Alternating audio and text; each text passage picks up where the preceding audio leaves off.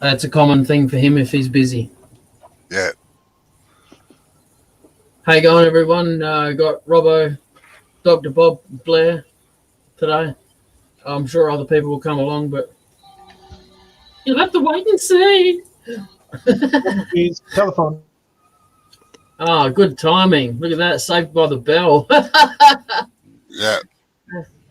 So yesterday I did this.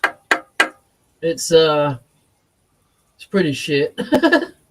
But I just practicing really just I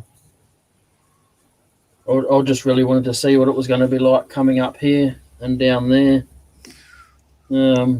Colour didn't work out very well either. It's all blotchy, and obviously because of the myriad of lines. So, but anyway, I'm not really that fussed. I'm gonna take it off. I got a piece of peppercorn here. I think I've cut it to the right size. We'll soon find out, eh? Well, this is right. Yeah.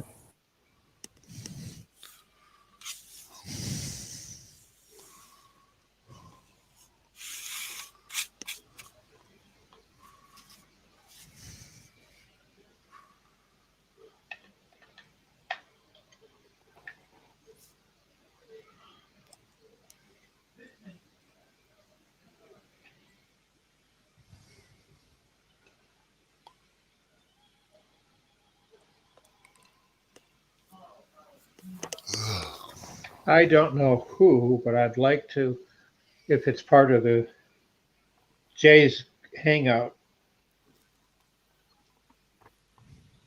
sent me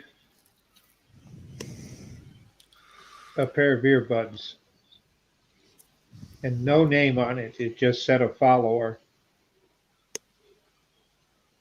Sorry, what was that, Bob?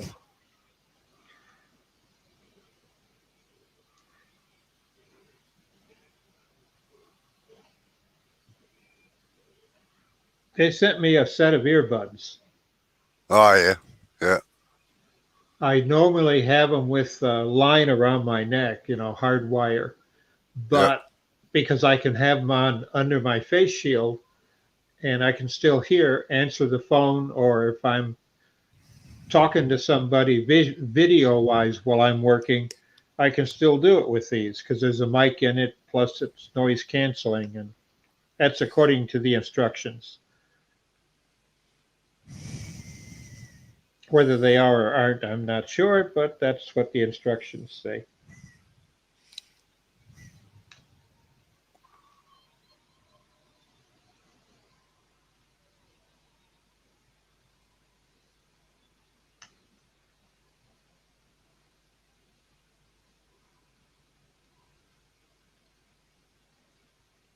So, Robo, what did you do today? Exciting. Playing around trying to improve my cameras and sounds and general things. I've been trying to hook up another monitor to my computer and it doesn't want to play. You got two video ports out? Oh, yeah.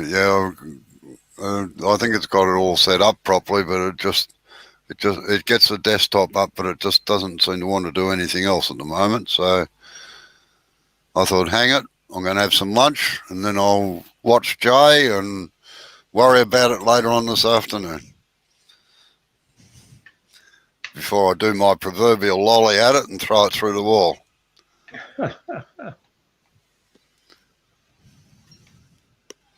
Well, how about after I've nipped this off, we try and sort it out, yeah?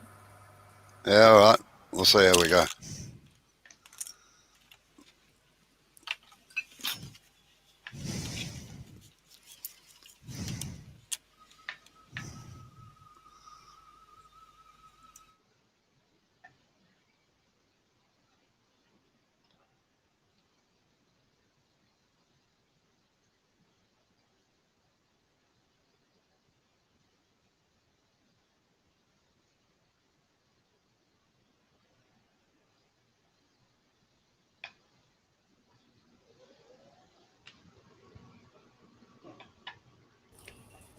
Just really mucking around with the spiraling tool, if anything.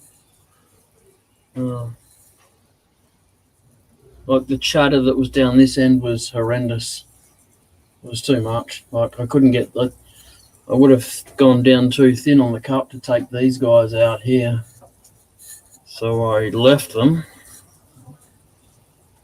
Not by choice, but and then on the inside you can see all the chatter in there too. It's consistent, so you could claim it as an effect. It's called texturing. Yeah. Remember those? It's well gapped, nicely placed, and yeah. Anyway. Yeah, remember those that can't turn, texture and burn. Oh, shut up. Oh. That's it. You've done that. I'm not helping you now. So what did you say you can't get done? Has the computer frozen or something? No. I'm trying to hook up another monitor so that I can monitor what's going out near where I'm turning. Yes. But have the main computer still in my office up beside me here. Yeah. So I'm putting extension leads and things out. Like extending leads and things out. I'm trying to get another monitor to work, and it ain't playing ball. What is it? Is it an LCD screen or is it an old school one? Well, it's an LCD screen. All right. When you're on that computer, is it that computer that you're on? What the hookup to? Yeah. Yeah, the hookup's to this main computer here. Is it plugged in? Yeah, plugged in, got power. Yep. All right. Well, you need to go to your desktop, just the blue screen on your desktop there. Yeah. Then go anywhere on the blank bit where there's no icons and right click. Yep. And bring up display. Yep. Display settings. Yeah, and then detect. Yeah. And it's not detecting it. I've got a desktop type screen on the thing, but the main computer doesn't want to detect the monitor. All right. Well, maybe one problem could be the screen resolution might be too high for it. Well, that's a possibility. It's called display resolution in your list of settings there. Mm-hmm.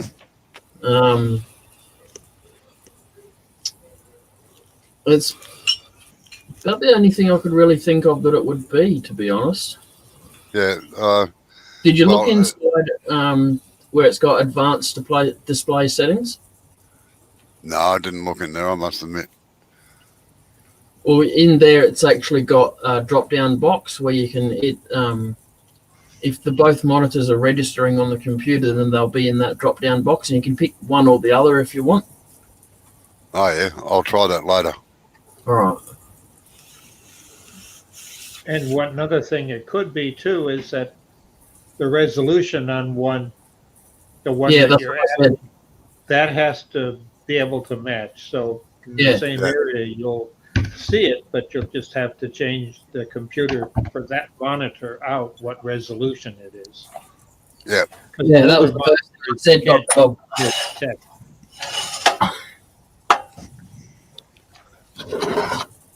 Yeah, I've got them connected with a HDMI cable, so it should work. But just computer things hate me. Oh, that's all right. Just like learning you got to learn the technique of being able to tinker with the back end of monitors and mics and stuff. Yeah, my problem is I don't talk geek. See, the problem with computer stuff is dealing with computer stuff, it's very rigid. Everything is a step by step by step by step, and you can't jump from step to this step in order for things to work, and that just drives me bananas. It's like, that's dumb. Why can't we just do that? Yeah, that's right. And the people that write the instructions for it don't talk in normal language. They speak in bloody...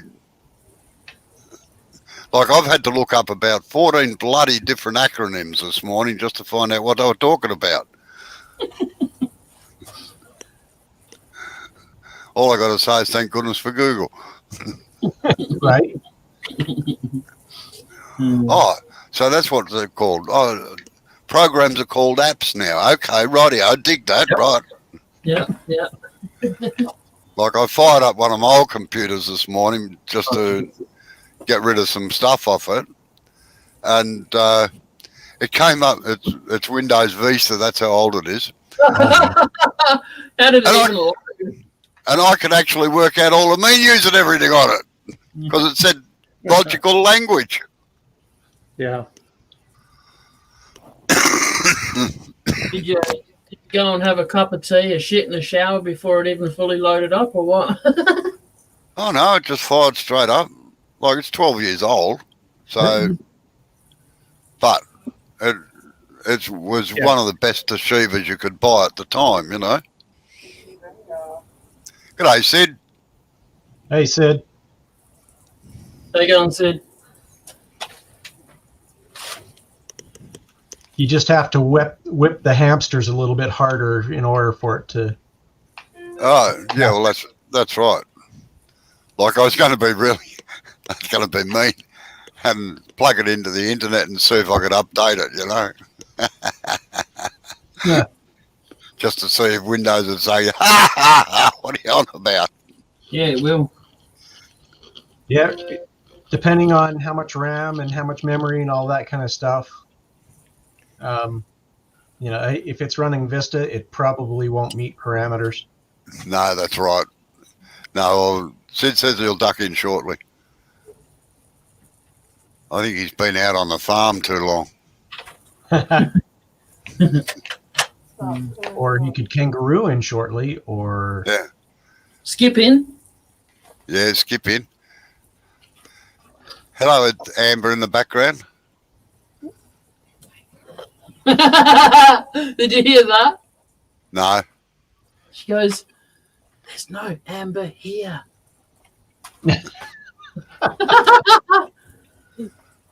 I could hear a female in the voice in the background.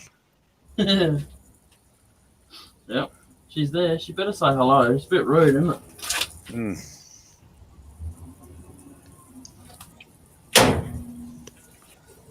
Hello, everyone. Hello, Amber. How are you, my dear? Yeah, I'm okay. Good. She's present. And Sid's listening in the background, so we can't talk about him. Uh-oh. Bugger. Bugger.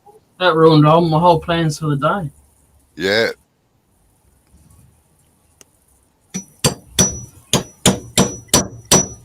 And what we're going to have to do, very simple, if he's just listening in the background, just hold up the winning lottery number. That way he won't see it.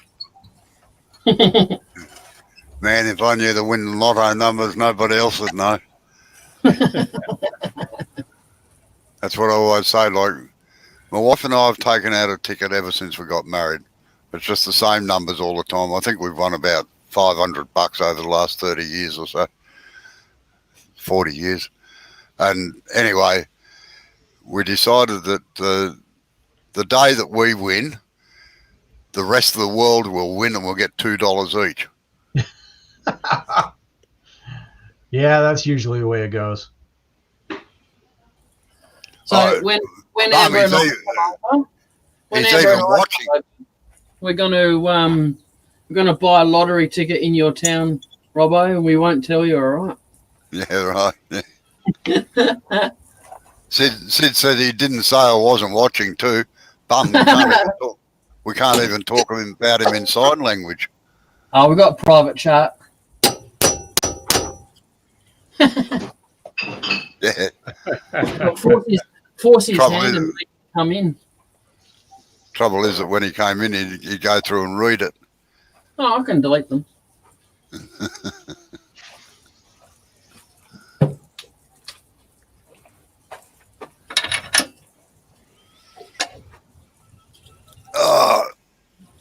arms are bloody stiff today for some reason. I'm probably rolling over that big burl yesterday. So, That's a whopper, Jay. yeah, I don't even know if it's going to fit, to be honest. Guess we're I going to find out. It might come close. The corners might have to come off. Yeah, I'd reckon so.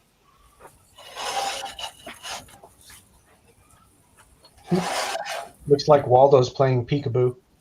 Yeah, looking over the tailstock centre there. Hello, looks like foo. Waldo's being creepy.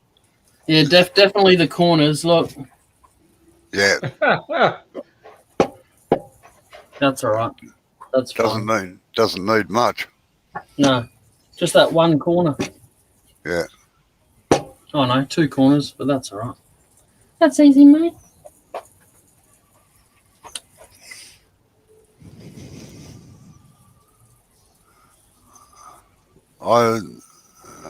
With that branch coming out there where you've got the tailstock centre into, I think that could present a few problems being right in the bottom. Want me to turn it around? I think it'd probably be better if you did. Can you hear that? The bird walking across my shed roof. Yeah. Like I said, your sounds the best it's been for about a week. Because it's the first restart I've done in about a month. Oh, I don't restart it. I just turn the lights off, the monitor off, and close the doors. oh right. You need to restart them at least once a day in order to clean up the cache. This is all I do on it, Dr. Bob. Yeah, but you're still got storing nothing. a bunch of stuff from today in the cache, and it's dated. And when the clock ticks over 12, it'll run again and date it, and you'll end up having all sorts of cache being used.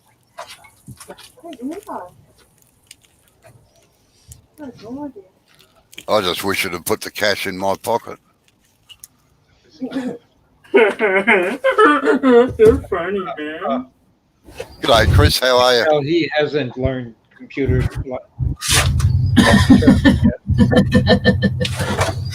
That's to say the least. Yes, Dr. Bob. How you going, Chris? I'm sure someone out of the gentleman here can put in a link if you want to come in. I can do that.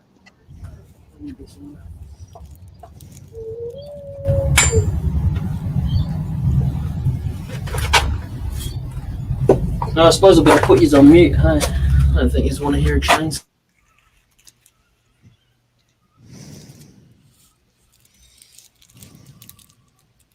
I think that's the latest link you gave us.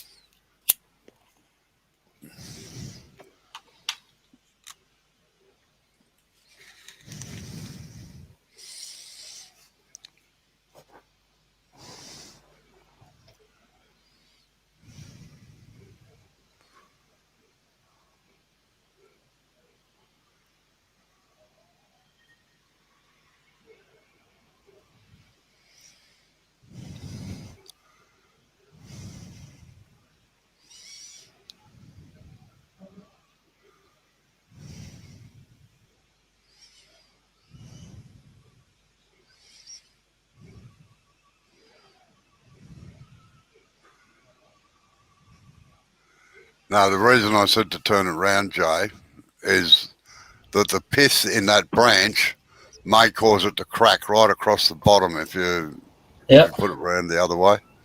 Right. So you're going to have to make a sort of natural edged thing out of it. Not cool. Not cool. It's hitting mongrel. Now it's hitting the bloody Cool rest. the banjo. Yeah. Just. I'm very limited in this area here. Yeah. What's the throw of it? Do you Only know? about 3 or 4 inches. Oh, that is short. And then Yeah, you got it nailed now. It's pretty close. Yeah. That's really Don't close. matter. Doesn't matter. It'll get turned off in a nanosecond. Yep. What you need's a tailstock extension for the quill. They have the quill extensions, which are nice.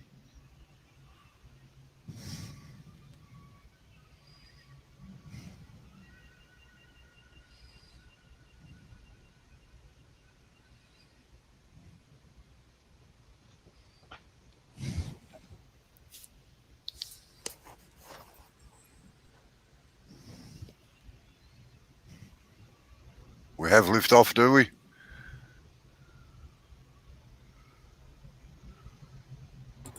Oh, yeah.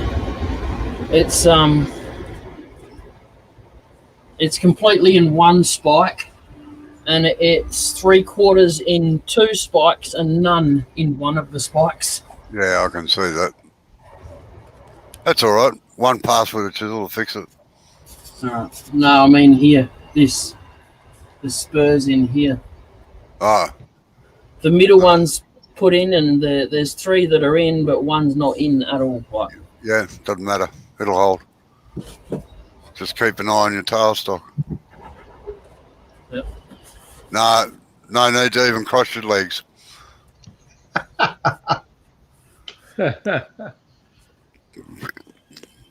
Yeah. Cross your fingers, toes, and eyes. Protect me Mm. from flying blocks of wood. Oh, Blair and I are in the safe zone. You're in the hit zone there, Bob. Whack, whack, whack, whack, whack on the top of your head. Yeah. Yeah. I'll be back in a minute, Jay. bloody whackers, aren't you? There Yeah. you go. hang on, Robbo, wait. Turn it up the other way, Bob. How G'day, you going, Chris. Hey, that went in quick. Hey, Chris.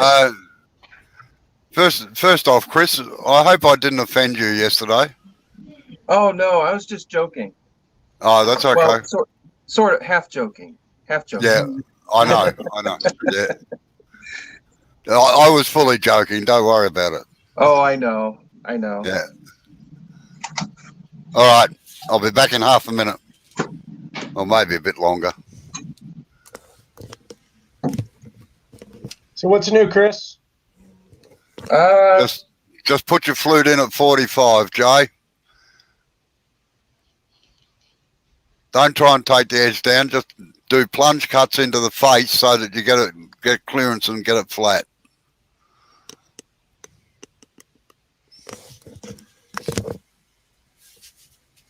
Well, we lost Chris.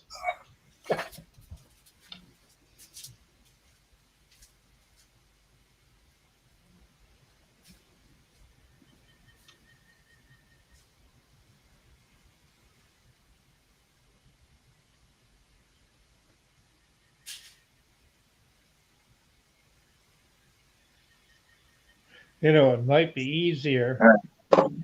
Hit is the wrong fact that one of us initiate it and then Jade simply be a user. That way somebody can actually control the stuff while he's busy turning. Yeah, but then it wouldn't be his channel. Yeah, well, they have the new one that's being tested for StreamYard, one of the test versions. A friend of mine has it. You can assign an assistant administrator just for that there you go. purpose. But until, that's what people have been doing, is someone opens it up and then they sit like a director, and that way everything's taken care of, especially being able to bring the intros and exits and outros and all that, of which you can get now for free for StreamYard to really make it fancy.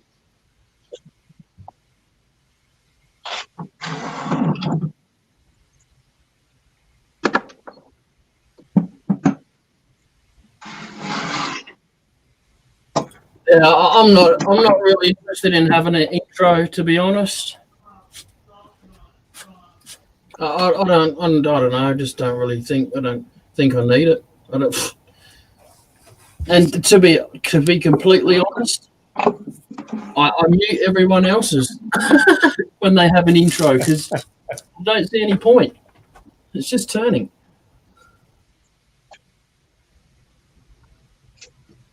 Yeah, but it's also advertising that people remember and spread the word to.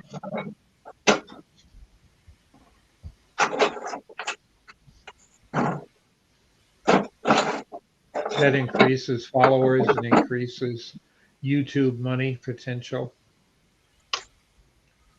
So, Chris, what are you working on? I don't know. I haven't thought about it yet. I'm just kind of puttering right now.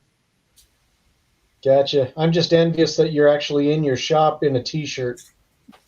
Oh, it's in a basement, but my shop is a mess right now. I've got stuff. I've got some new shelves that I'm trying to use, but in the meantime, everything's in the middle of the room. I sure know that feeling. It's unfortunate that you've got to create chaos to get order out of things, isn't it? Yeah, yeah.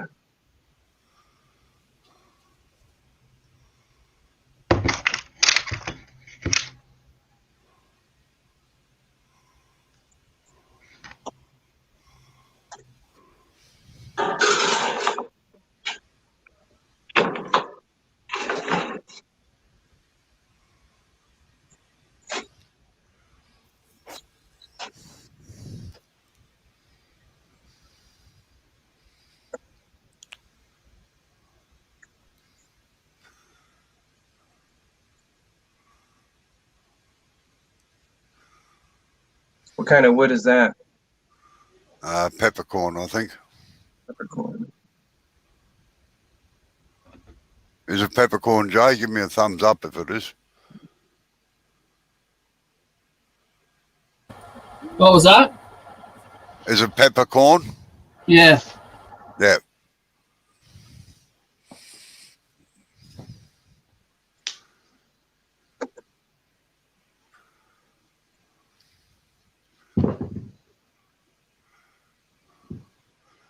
Jay, I wouldn't worry about going down there. Just get the top flat and start forming out your shape straight from the edge, and that'll disappear. It's just a waste of time doing that part.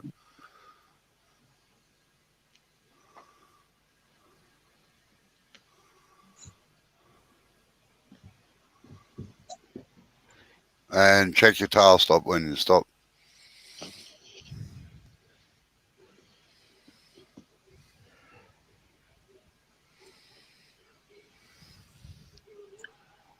I finished my chestnut bowl. I think I need to stiffen up my lathe stand after all the shaking that went on. Yeah, well, it's called the 2 Bs of lathe stands, or lathes in general. You've either got to have ballast or bracing. Right. And if you can get both of them, that's even better. Like all my lathes except my portable lathe, which I take to shows and things with me, are just about filled. I build a big box and sit them on and then fill them full of sand. Ah.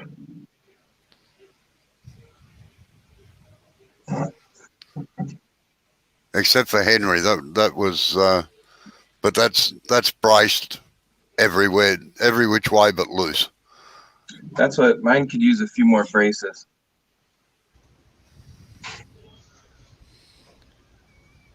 Can you get your camera down just to give me a look at it, and I'll tell you where to put them?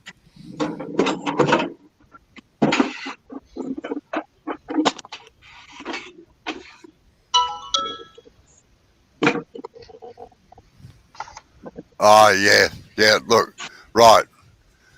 I'd add another one across the back, another diagonal across the back, the opposite way you've got the front one, and then fill in those legs if you can, the two verticals. Right. Yeah. I know what I really need also is something this way because it shakes a lot back and forth. And Yeah, then it, what I would get is some plywood, get some 1/2 inch plywood and cut it up into like a triangular shape so that it fits across your legs down onto the back leg there as well. And then put a cleat across the leg so that you can nail or screw the plywood onto the whole thing. yeah. So you virtually fill in that whole section there. Yeah. That's not a bad idea with the sand. Yeah, yeah. You've got the option there of being able to box that right in and fill it up with sand if you wanted to. Right. But just make sure that you have a screwable panel on it that you can take off to get the sand out if you ever have to move it. Don't ask me how I know. Yeah. I'm lucky around my place. I've got forklifts, but no, that's the yeah. If you can get more bracing into it, that's the best you can do with it. Right. And it makes a heck of a difference to your turning too, funnily enough. I believe it. It gets to wobbling and it's hard to stop it. Yeah. Plus, it fills up with shavings underneath. If I could box it in, it wouldn't do that. Yeah. But what a lot of people don't understand, and Jade has to put me up on full screen for this now. Do you stop just for a minute? Is that there's a lot of dynamics working on the thing. Because the lathe doesn't just go backwards and forwards away from you and then towards you. It also moves laterally across, and it can get because you've got a rotating mass on it there, it actually goes around that way as well. So you've got a heap of dynamics really going on with vibration. So the more you can rule them out, the better off you are. That's the trouble with my biggest lathe here, is that stuff can be out of balance, but it's got so much mass, like it weighs 5 ton. It's got so much mass that the timber will destroy itself before the lathe even shutters, you know. So I've got to be very aware of that. One thing that I do, Robo, when I set lathes up for anybody is I have a big baking pan. It's probably about that big. Like a cake pan, but it's a square or rectangular one about 2 inches high. And I'll fill it full of water halfway up. And I'll sit it on the bottom, and you can see the vibration where it's coming from by where the waves are heavier.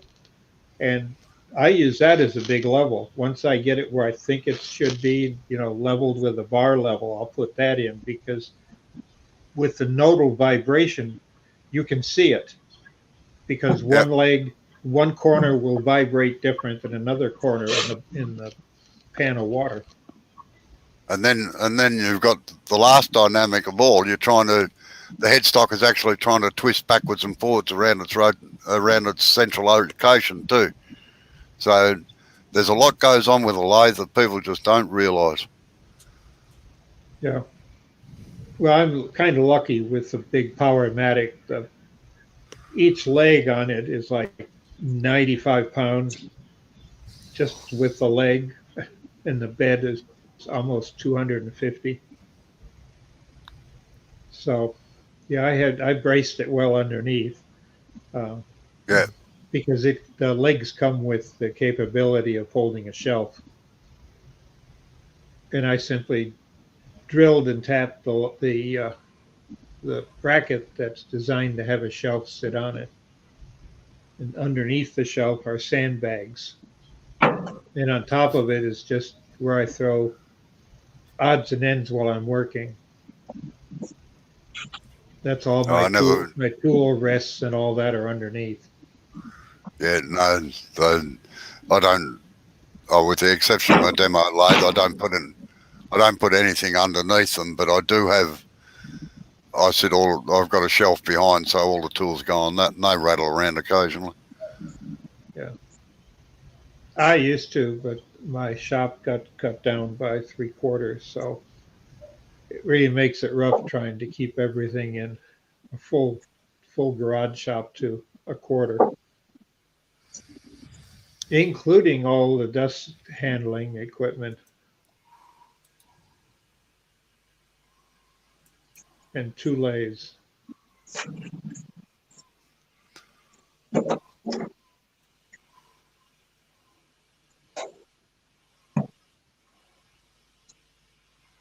I was told it's not small, it's compact.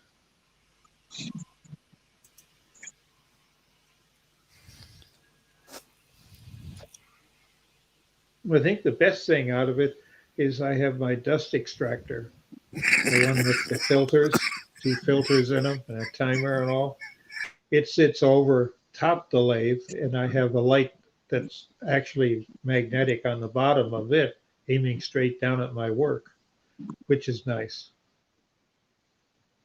And I have it on a bit of an angle towards the tailstock because when I'm sanding, the sanding dust migrates up and it catches it within 3 foot. So you can actually see the dust from sanding and stuff going up and going in the filters.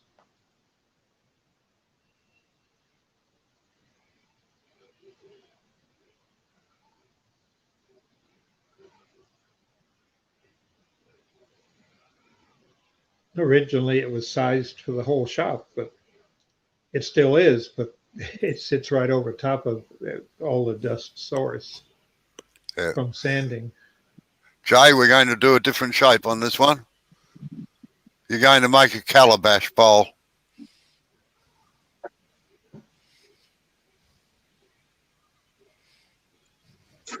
Robo, where did calabash? I've heard that term used, but don't know where it came from. I have no idea where it came from either, but that's what they're called. So I shall find out. Hey Google, where did the term calabash come from? On the website english.stackexchange.com, they say, one thing they mention is an etymology from the American Heritage Dictionary, imitative of the utterance attributed to slow-witted people. Okay. Slow-witted people? Yeah. Yeah, it was slang. I remember my grandfather using the term. Rightio, here we go. Send me a photo of it, Robbo. I want to see what I'm. Yeah, all right. Just wait a second. No. Isn't that what they call the seafood buffets in South Carolina? No, rightio, here we go. Also known as bottle gourd, white flowered gourd, long melon, New Guinea bean, and Tasmanian bean is grown for its fruit. So it's a calabash tree. It must come from the shape of the calabash tree. The gourds on that. So, all right, now, Yeah, rightio. Just have a look at your monitor, Jay.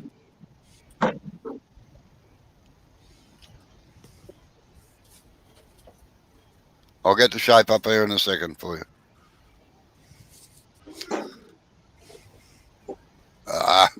Oh, other right there. There you go. Like that. Okay, so your bottom's down here, down there, and then it curves around and it closes in at the top. Comes in a little bit further here.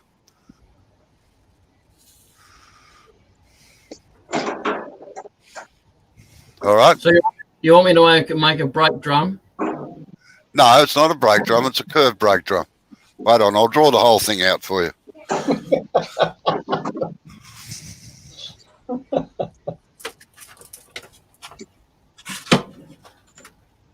Why don't you just say curved brake drum? I would have understood what you meant. When you show me that, it reminds me of a bucket that was handed down to my family on my father's side. Oh yeah. Like that. Okay. Yep. Yep. And they used to call that a calabash. It had a handle on it, and that's what they would dip into the well. It was on the end of the well rope that went down to the well. And that way, as you walked, it didn't splash the water out of it if it was an open bucket. That's It right. kind of kept the water in it. I think it probably comes from the African term of where they used to use the gourds and that for collecting the water that they used to sit on their heads.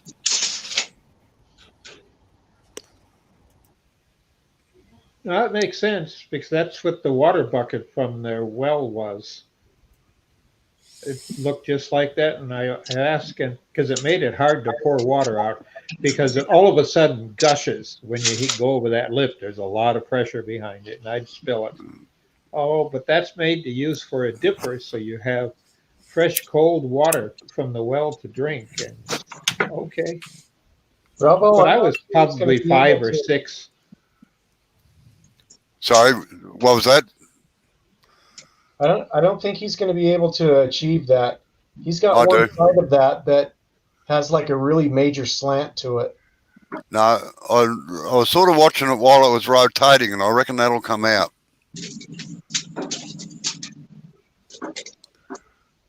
Have a look at the ghosting on it.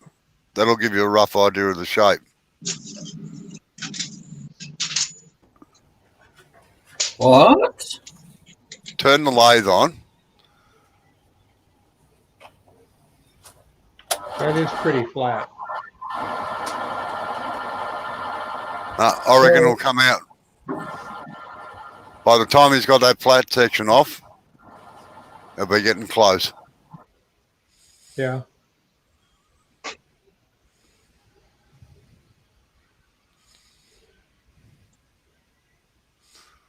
Besides which, I know that Jay hates doing curves.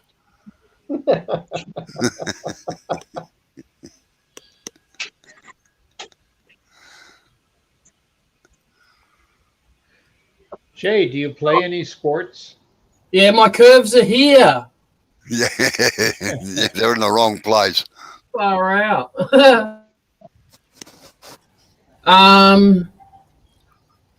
No, I've never been that athletic, or maybe just couldn't be bothered.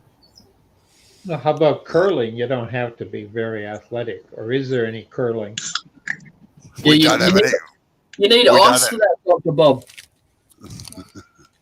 Well, they're indoor, but I've seen curling done on hardwood floors, like a bowling alley that's highly waxed. No. I must admit I was pretty much the same. I'm not in the athletic or the team sport thing, unfortunately. And all my school reports used to come back, does not play well with others.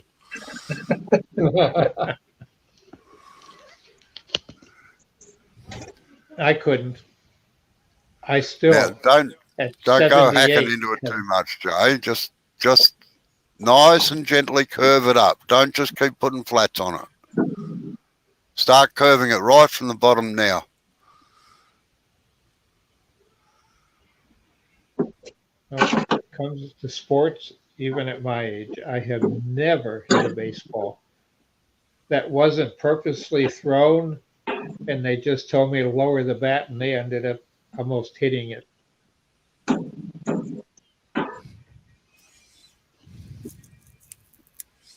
In middle school, we had to play. It was mandatory, and I was always the kid that was picked last for any team.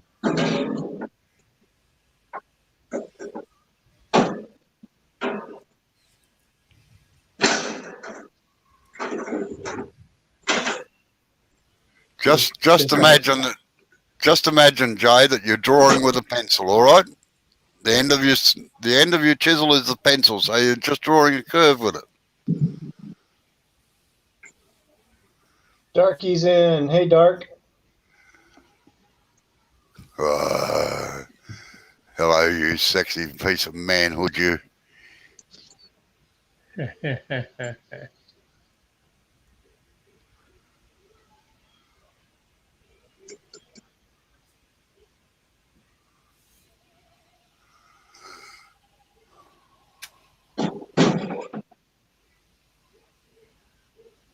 All right, I'm just going to put the kettle on.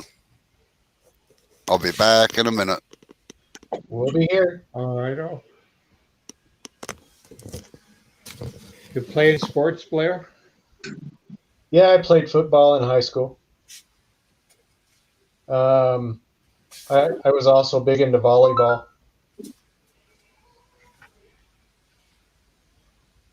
Yeah, that was probably the smallest ball that I was able to hit. I played volleyball.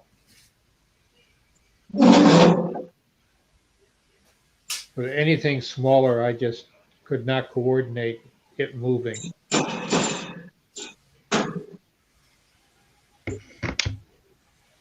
And when I bowl, I have to close one eye.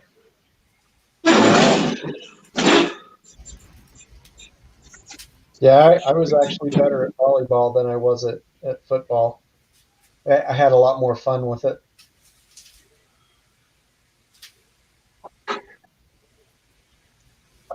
Come on in, Darky. The water's fine.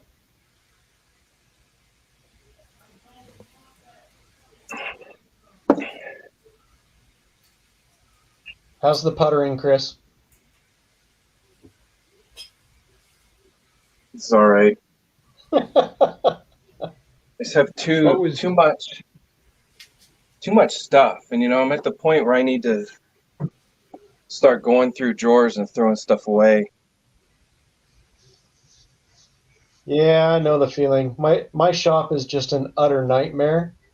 I hate throwing pieces of wood away because I know what I can do with them. And then I set them aside, and then I jump to something new, and I never get back to them. Mine's tools. Like, there's stuff I know I'll never use, and I have better tools. But, you can't throw away that old rusty screwdriver. I need to.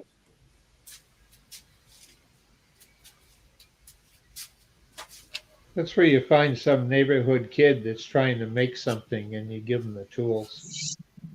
Yeah. Don't you have a nephew or something like that? Me? I have a son. How old is that he? Kid, he's in college. That's the problem. He still lives at home, so every time I try to give him something, he's like, "Oh yeah, just keep it for me."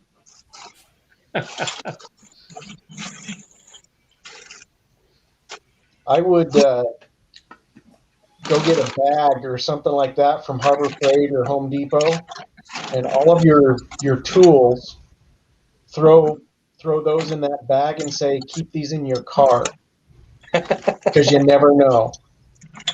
Yeah.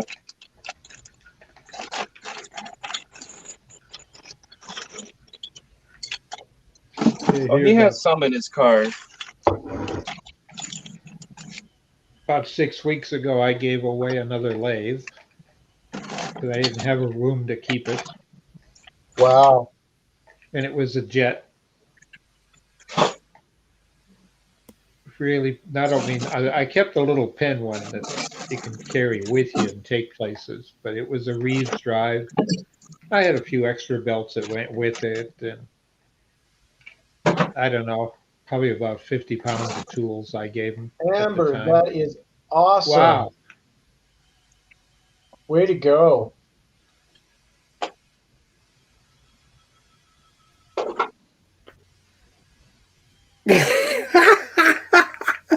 That's awesome, man. That'd make a nice tramp stamp. Thank you. Oh man, who invited you, Dark? Bloody hell. How you going, Dark? All right? Hey, Amber. Yeah. Did you hear my suggestion to Jay? Yes, we always talk about doing collabs, but it will happen one day. Hey, Amber. Yeah. Is it possible to get that wood birdie you just did as a tramp stamp for Jay? I think, I don't know, maybe. It's beautiful work, darling. You did great. It is, isn't it? I think I'll put it on just above his butt crack. Yeah. Get out of here, go on. Yeah. Get out of here. The next trick is Amber, is to learn tattooing. And you always got Jay to practice on. Yeah, jail tattoos, they're easy. Yeah, cool. Oh no, just practice on him with your wood burner. That would be cool. Hey, branding is a real thing, man. I don't get it. I don't claim to get it. I don't want to get it. I know it's real. I've been burnt with a hot lighter once before. That's enough. You know, I used to do tattoos back in the day, and I had a guy come over. He had me do a tattoo on him so he could go home and brand it on himself. Oh. I never understood it. He went home and burned it in with a wood burner. Well, we had when I was working on one of the stations, one of the stockmen there said to the bloke that was branding the cows, he said, he said, how hot are those things? He said, they're damned hot. And the idiot picked it up and branded his leg with it. Oh, jeez. I bet he didn't do it again. No. At least they know who owned them. Yeah, well, that's right then. Yeah, El Dorado station. They can send him back home when he got drunk, I suppose. Yeah. Or when he dies, he goes out in that field. Yeah. Well, if he ever picked up a job at any other ranch, the first ranchman could come and be like, "Hey, that belongs to me." Yeah, well, that's true. Yeah, yeah. Press charges on him for rustling. Yeah, in Australia, it's called duffing. Cattle duffers. It's weird. Unfortunately, at the peak of slavery, they used to brand people. Well, yeah, they were property. Yeah, I ain't trying to be a same as a cow or racist or anything. I'm just saying they were property. Yeah. That's what gets me. That's what gets me about now. I know this is gonna come out totally racist, but that's what gets me about these people that are like, the slave owners are cruel. That's not true. A lot of the slave owners took really good care of their slaves because, I mean, look at it this way. If you went out and bought a new tractor, would you take it home and beat the hell out of it? Exactly. But what was considered good for slaves was about 10 times better for their own family. They weren't equal. Right. Oh, well, no, I know, but still, it was a rare occasion that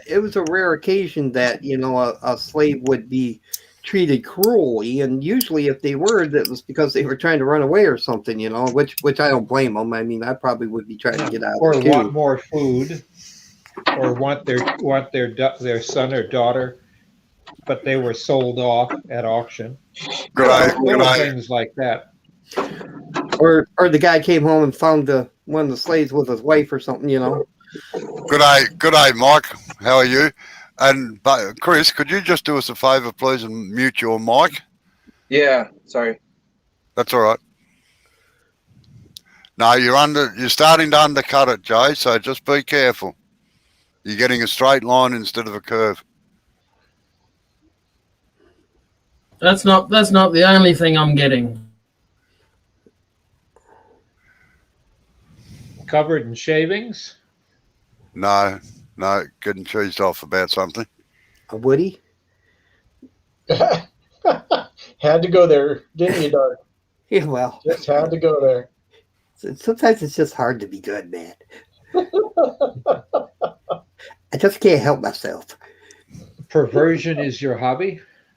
Kinda. Or a business? Well, more a hobby. If I make it a business, then it's work. Did you get it from what parent? Which side? Oh, definitely my father's side. And how's the wife going, Doc? Well, she's doing better, I guess. I mean, she's still pretty sick. They thought they were going to have to give her a colostomy bag for a while because of the diversity. That she had a abscess on her colon and it burst.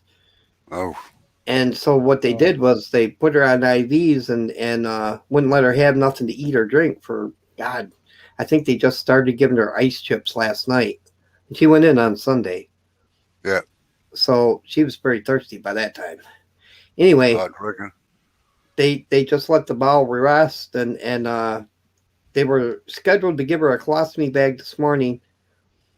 And they went and checked her out and they were like, nope, you're good. We're not going to have to do that. Looks like it's healing good.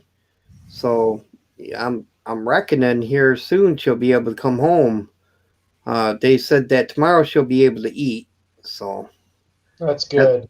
yeah, we were pretty worried about her there for a while. Yeah. But, we're so used to it because, like, for the last 21 years, she's been sick. And every once in a while, occasionally, usually once or twice a month, she has to go to the hospital. So we just thought that was what was going on. Even she did. She thought, well, man, I can't beat the stomach ache. You got to take me to the doctors. It's just too bad. We got up there and it was diversity and something totally different for a change. And they'd been taking care of her. They admitted her right to the hospital and then they transferred her to another hospital. And they've been taking care of her there. So they got her on all kinds of heavy duty antibiotics and whatnot and painkillers. It's a lot of fun to talk to on the phone. Has she got a good specialist? I don't know. I think they're all idiots. But, that's just after, when your wife's been sick for 21 years and they can't figure out what is causing it, you lose a lot of faith in the medical field. Yeah, faith in the medical field. That's the word. Yep. Yeah. Well, I think I told you about my cousin's wife. Like 20 years she put up with it, and a bloody doctor right out in the middle of nowhere picked it straight away as soon as she walked in just by looking at her. Yeah, and Crohn's ain't nothing to joke about either. I mean, that's what they thought my wife had was Crohn's, but and I don't know, it may be, but if it is, they've been misdiagnosing her for years. So I don't know. No. Oh, she even had a doctor from a doctor from Africa. He was a specialist doctor at the University of Michigan. Tell her if they ever find out what you have, let me know because it's one for the record books. That does happen. I don't know. My sister-in-law is that way. They claim that she has all the signs almost of dementia, but it doesn't show up in the brain scans. It doesn't show up anywhere in the brain at all. And she doesn't remember who my brother is, his wife, his husband, as a husband, doesn't remember anything. She claims she's never had kids, but she's had 3, and which is hard on them and the grandkids. But the thing is she can sit down and she can do a crossword puzzle so quick, your head would spin, and very, very hard ones. Things like that where, the memory's still there. Yeah. She was a school teacher and she taught publishing and also at the high school, and then she went into university teaching, a concert organist, and she can still play the organ. She can dance on the keyboard, with her fingers, but she claims she can't read sheet music. It doesn't make any sense, these little stick figures. Well, we saw her the other night on the meeting where she was doing those word games in the background there. Yeah. But she doesn't know where she lives, doesn't know. She can't even remember my brother's name, let alone her own kids and grandkids. Yeah, I quite often get that way. I wonder where I am. Yeah, I feel I get that all the time too. Yeah, I think, damn, how the hell did I get on the dark side of YouTube? Yeah.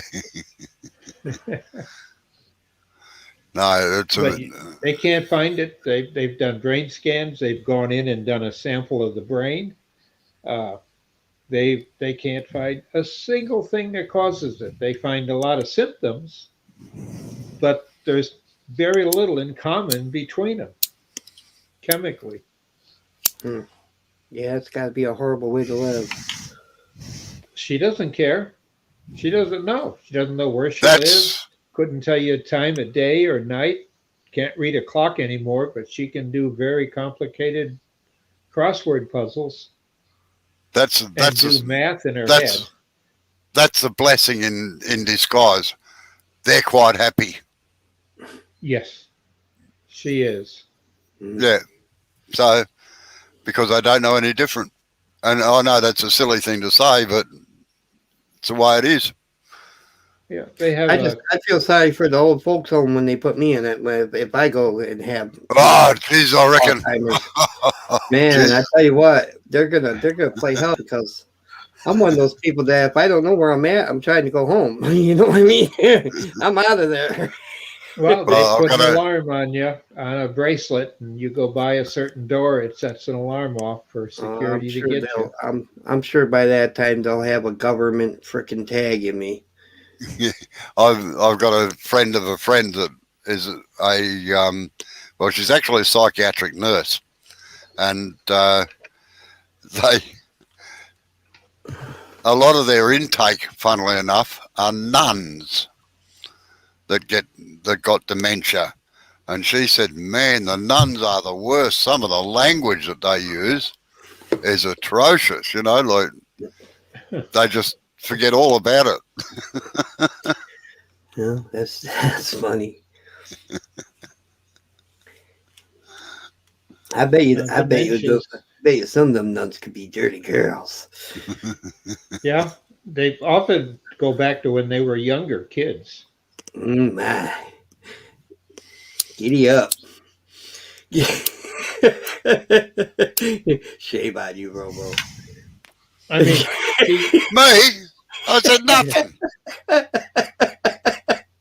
I know nothing. Nothing. Look how sexy Bailey is way back there in the shop. Oh, I just want to pinch his cheeks. Blair said, "Sorry, guys, I had to pop out. Family came over." We know where Blair's priorities lie then, don't we? I ain't going to argue with that one. Tomorrow night, our president of the DAW is going to jump in, and probably our... is that the guy that was here the last time, or was that one of those two guys that jumped in here? They were nice fellows, man. I really enjoyed talking with them.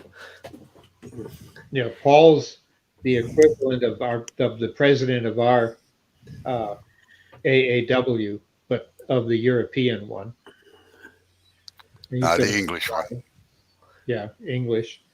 And the other is the president of our club, the Detroit Area Woodturners, and he's a retired vice president for Ford.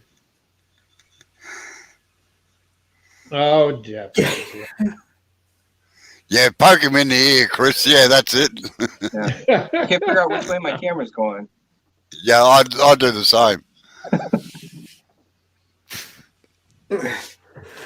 Hey, Bailey, you're going to get in on the I can just go, punk. Oh, Gizzy moved. Whack-a-mole. Yeah. Bailey, you going to get on the YTCCC thing? I did last month's. I've got one programmed or scheduled. Well, there's got to be more people talking about what it is that, is going on, I think, because, like, I didn't even know there was a challenge until, like, just after I put that Rhodes video up. And then I redid it. I had it all redid, ready to go back up as a high-speed time lapse video because it was 30 minutes of sleep music, man. Even I didn't like it. And so I was like, man, I got to change this, and so I made it 10 minutes long. I put some different music in it, not out of the YouTube editor, and did a voiceover on it. So it was a little more watchable, I guess. Did you separate the leaf? No, I did not, and from now on, I don't think I'm gonna. Now there's several dozen channels doing it, and it's just it's a good way to get subscribers back and forth from different channels. Yep, community support, man, and I think that's great. I love that. I've done a lot of community support over the last. While I'm going on my 5th year here, this as of March, I think it's March 28th. I'll be starting on my 5th year of YouTube. Wow! As a creator, I've been on YouTube since 2008, but I didn't start making videos until 16. So it's be working on my 5th year as a creator. I've supported I don't know how many channels. I lost count, but that's what it's all about, man. And that's how we grow together, is by supporting each other. Problem is now that there's so many. The problem is now that there's so many lives, it's hard to fit in anything. Oh yeah. Oh, it's terrible. That's why I do lives. I do premieres. Yeah. Whoa. Hold on a minute. Yeah, shut up. I think Jay wants to say something. Yeah. Well, I support a lot more than I get back, I tell you. Yeah, I know. Yeah, a lot. I'm not naming names, but there's a lot of lives I attended when I first started turning, and I don't attend those lives anymore because I don't get their support. So why would I give them support, if it comes around, it goes around, but if they're not giving it, then I ain't giving it either. You'll get that a lot on YouTube, man. I don't support it. Oh no, I'm just saying. I know what you're talking about. If you're not in a certain clique, then you don't get a clique. Well, that's the thing that burns my butt about YouTube is these cliques. Okay, and I don't mind cliques because we all have them. We have the group of people that we hang out with more than others. And that's great. That's fine. It's when them cliques start trying to decide who is good to watch and who isn't, and if you watch them, then you're a naughty person. Yeah, screw that. Watch who you want to watch and enjoy YouTube. Yeah, that's right. You know what I mean? Yeah, exactly. Hang on, Sid. Good day, Sid. Good day, Yappy. Good day, Yappy. Hang on, Yappy. Hey, Yappy, you sexy devil, you. Oh, my. What you got? What you got? What you got? What you got? Oh, yeah. Show me. Come on, package. It says a new I got a parcel. A possum? I hope it's something I'm expecting. It'll be embarrassing on YouTube. Oh, my. It's got bubble wrap. It's dark, I like it. Well, regardless, hey. Yeah. There we go.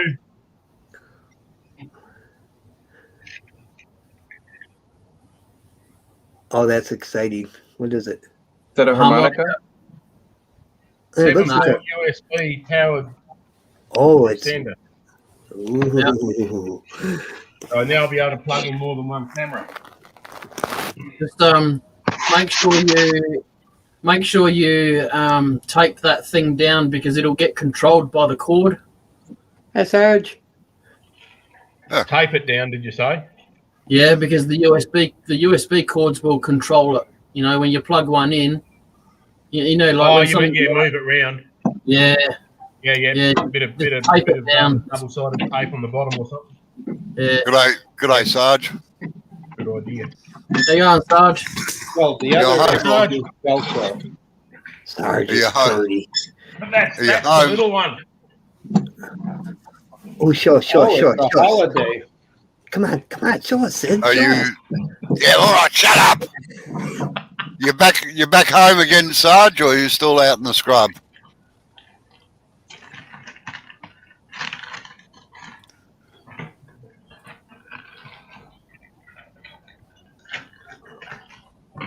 This one's heavy.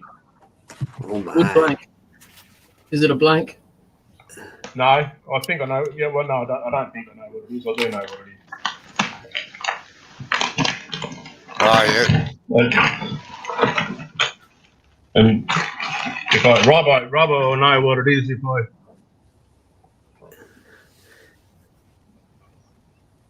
No. Oh, okay. Tools. Is it a pen blade? Woodworking Solutions, Robbo. Graham Dowling. Is it carbide tools? A bunch of pen blanks, looks like.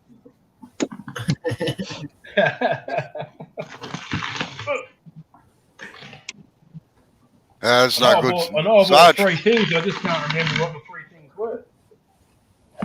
Don't tell your wife, Sarge.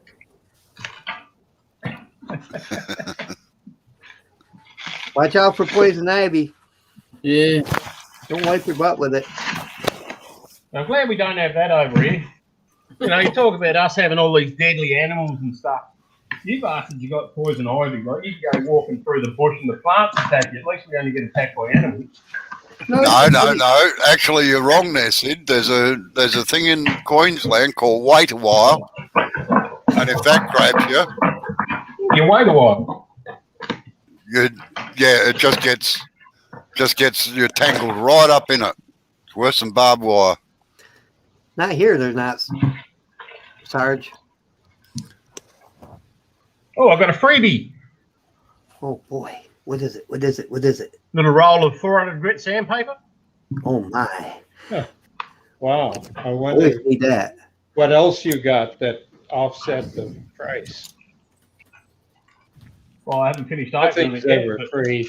I mean, I got pretty good prices. So He's doing a Sarge. He's got stuff down below and we can't see it. Life Center? Yeah. That's what I'm talking about.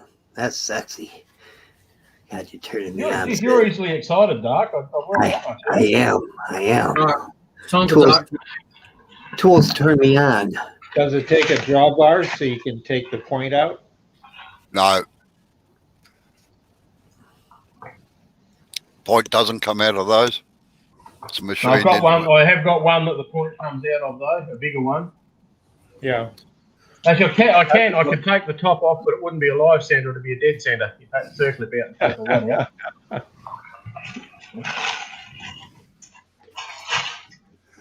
Best dead centers made. Oh yeah. Oh yeah, that'd be nice on my lathe, Sid. You just ship that right over to me. A half decent 300 mil tool rest. Yeah, just break the edges on the top edge there. Up here. Yeah, and down where your finger rubs as well. In That under one there. up there, actually, that one's actually already rounded off. Yeah, well, it needs That's no smoothing sharp off. Yeah. Diamond files. Yeah, I had to do that on the Carbotech one. The Carbotech one and the one that come with the little Habco, they were really sharp. Yeah. You run your fingers along, you'd cut yourself. I always trust my tool rest with a diamond file. I got a big, like it's flat on one side and round on the other. Yeah, I've got one of them. File. It works great for that. And because he was the only place that I ever found any of these. A banjo. Oh, a second one? Just in case, because you can't, he's out of business and this is all his old stock. Mm. Well, you need two if you're going to have a setup like Robo has. Yeah, so I thought, well, if he's still got one, I'm going to grab another one. So it's a 1-inch post. Yeah. So it'll take everything that I've got, plus any gives me the option of getting 1-inch stuff as well. There you go. Sandpaper, banjo, tool rest, cup sander, cup head. Midnight. Hey, Mike. It's just like Christmas, really. It is like Christmas. Yeah, I've been trying to get another banjo for my Powermatic. And, you know, they're talking $600 to $800. What? That's crazy. Would you like to know how much I paid for that one, Dr. Bob? Try eBay, Dr. Bob. I haven't seen Haven't seen a banjo for sale on eBay. Full stop. No, very rarely come up. $50. That was. Ain't bad. Not bad. Not bad. I've got one that ran about that for my little lathe. You might be able to find. You might be able to find a knockoff type banjo on Amazon for the Powermatic. You know what I mean? Not necessarily a Powermatic banjo, but one that'll work on it. I've been looking. I mean, they got to be heavy to handle it, but yeah, they're a big, heavy banjo. Oh, they're about 45 pounds, 50 pounds. Yeah, Chris is cleaning up he put some shelves in, so naturally the domino effect comes in where, oh, I've got to move this to fit the shelves in. Oh, bum, now I've got to find a place for this. Now I've got to find a place for that. Never works out. Yeah. Oh, Yeah, I'm going through that at the moment. I've just put a heap of shelves in my shed. I'm having nightmares about that. The middle of the shed's full of crap while I'm trying to work out where I'm going to put it on the shelves.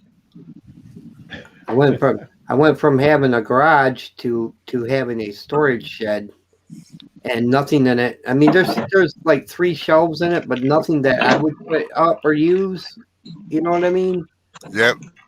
And so I mean, of course I'm going to use them because I have to, but I got to put in another set of like metal shelves or something there to put stuff on it. Okay, now make a new workbench. Jay. I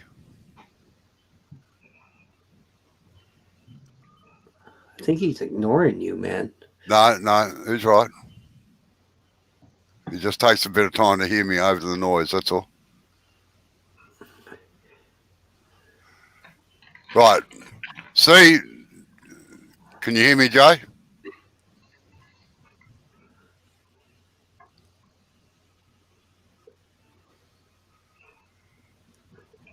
Yeah, it's not happening, hey. Seriously. No, look. Just listen for a second. Put your finger on the bowl for a minute.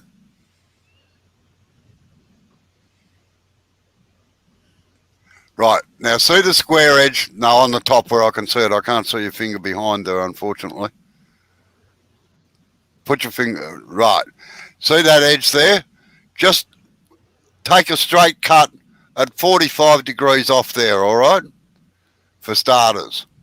Then come back down to the bottom there where the sharp edge is again. Back towards the bottom of the bowl where you got your 10. That one. Take 45 degrees off that too. And then blend them together.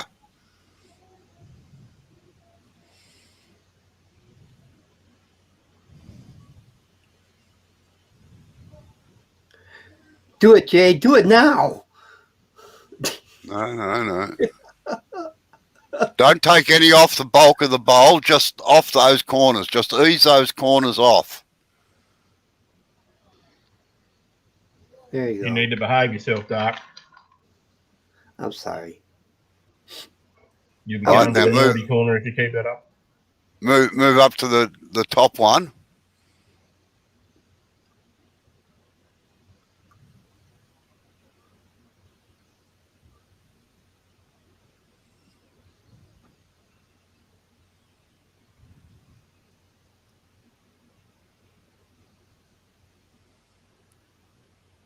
Now, you should be decreasing your cut as you go, right? So you start off with a fairly heavy cut, and then you ease it. And that's how you get the curve into it.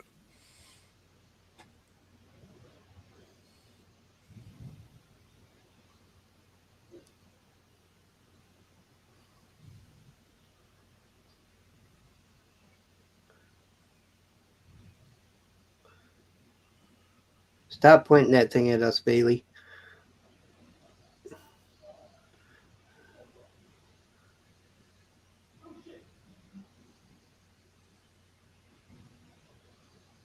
You on lunch break, Sid? Which we having? We having good stuff? Oh, yeah. Very healthy. Well, I had to make. Hello, Chris Did you is shrink a sweeping toilet the brush, floor. You know No. how long I've been looking? I've been looking for this for like 3 weeks. Right, That's my no, Jay, furniture move bed. up to the top now and start working up there. Hey, Chris, you can stop looking now. Yeah. I thought that's what you swept the floor with. Maybe. How often I sweep it. No, I can finish my furniture, my chair refinishing project now. That was in the last place you had it. Isn't it interesting? You always find something you've lost in the last place you look. Yeah. Exactly. Well, one hopes so. Otherwise, you're going silly. That's just evidence of gremlins. Yeah. I'm gonna stand up and say that I was involved in this one, but I had a mate who was out in his car looking for his phone, so I went out to give him a hand, and I'd been looking, and it was at night, and I'd been looking with him for, I reckon it felt like 5 minutes. It might have been less, it might have been more, but you know, it was a substantial amount of time to be looking. And I looked up and realised what he was using for a torch.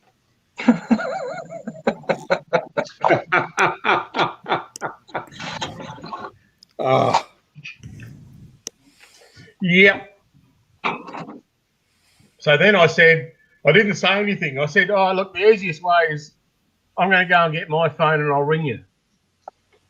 oh, that would embarrass him. Oh. I thought that was way better than just saying, hey, it's in your hand. Hey, guys, I'm going to take off. All right, then, Chris. Good to see you. Hey, Chris. Enjoy your trip. Wife's waiting in bed for me, so. Stay See you purdy. later, Chris. Thanks ya. for coming. Yep, thanks for having me. Get in here, Sarge. Hurry up, too. We want to be waiting all day.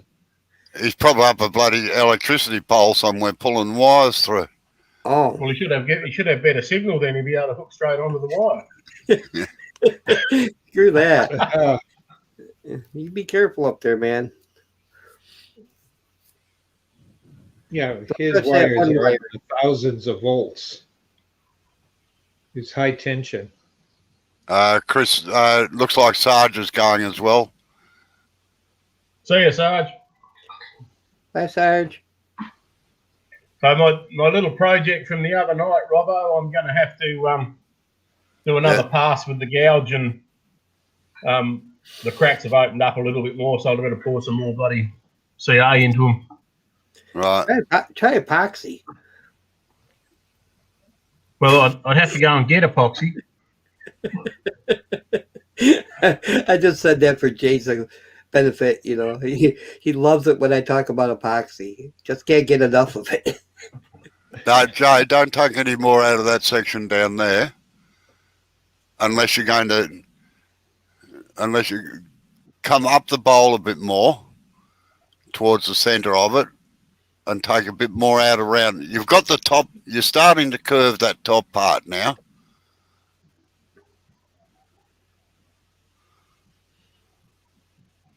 Looks like it's going to be very nice when he's done. He gets it all sorted. Yeah. Well, we're looking at it from the If I back. don't take that out, it's going to have flat sides. Sorry, wait on.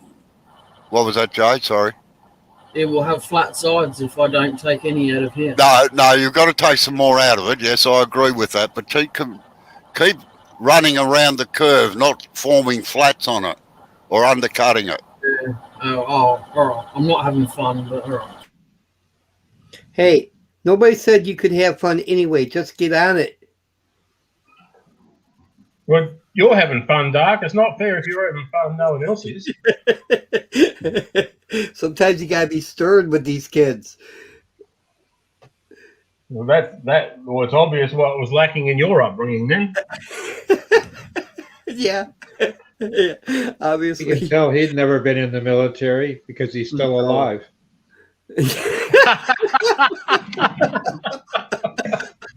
No, he hasn't had the crap knocked out of him yet. Well, I they love used to you call too. it rifting. I love you too, Dr. Bob.